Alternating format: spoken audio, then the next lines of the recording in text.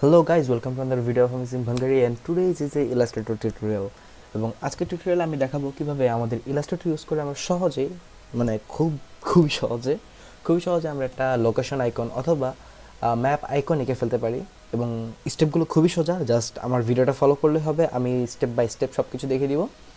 তো let's get started. তো প্রথমে আমাদেরকে এলিপস টুলটা সিলেক্ট করতে হবে, যেটা আমরা কিবোর্ডে এল প্রেস করেও সিলেক্ট করতে পারবো।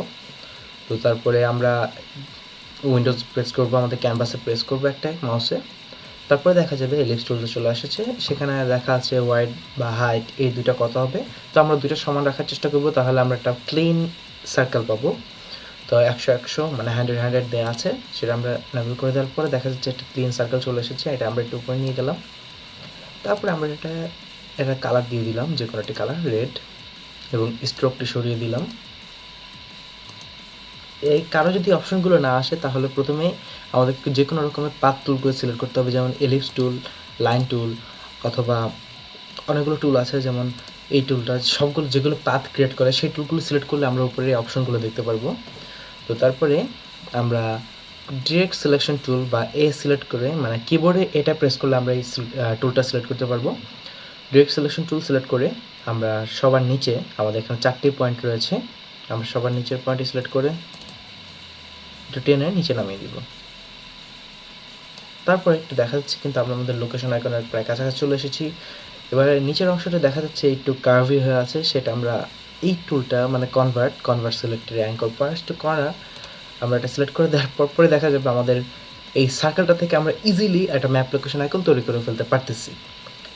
এবার আমরা একটা লাইন সিলেক্ট করব।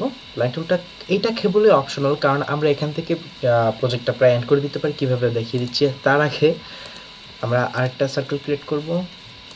সার্কেলটা এখানে বসিয়ে দিব, ভি প্রেস করে সিলেকশন টুলটা সিলেক্ট করে এটাকে একটু সাইজ ছোট করে দিব, দেন কালার হোয়াইট। তো আমরা যদি আমাদের আইকনটাকে আরেকটু সুন্দর করতে চাই তাহলে একটু ওয়ে আছে, সেটা হচ্ছে আমরা এই সার্কেলটা দূরে সরিয়ে নিই, তারপর লাইন টুলটা সিলেক্ট করে নিই, এই প্রথম অ্যাঙ্করটা থেকে শেষ অ্যাঙ্করটা পর্যন্ত একটা লাইন টেনে আমরা এই দুটোকে সিলেক্ট করে নিব। এখানে আমি সিলেক্ট করার জন্য কন্ট্রোল প্রেস করে ধরে রেখে তারপর ড্র্যাগ অ্যান্ড ড্রপ করে এই লাইনটা এবং পিছের শেপটা সিলেক্ট করে নিলাম। তারপরে উইন্ডোতে যাব, উইন্ডোতে গিয়ে প্যাথ ফাইন্ডার অথবা শিফট কন্ট্রোল F9, তারপর এখানে দেখা যাচ্ছে প্যাথ ফাইন্ডার্স, এখানে লেখা আছে ডিভাইড, আমরা ডিভাইডে ক্লিক করব। তাহলে এখানে দেখা যাবে লেয়ার, গ্রুপ, আমাদের এখানে লেয়ারের মধ্যে মানে গ্রুপের মধ্যে আমাদের দুটি ইয়াতে ভাগ হয়ে গেছে, যেটা আমরা চাইলে ফ্রি মুভ করতে পারি, যে ফ্রি মুভ করা যাচ্ছে। তো আমরা এটা করলাম কি জন্যে, আমরা দুই পাশে দুটো কালার ইউজ করব সেজন্যে। তো আমি এখানে রেডটা ইউজ করছি, এই পাশে একটু অফ কালারটা,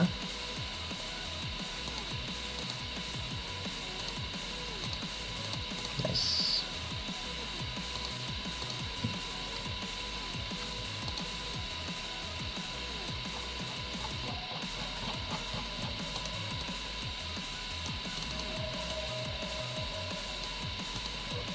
ডান। একটু বেশি অফ হয়ে যাচ্ছে মনে হচ্ছে আমার, একটু ব্রাইট করে দিই।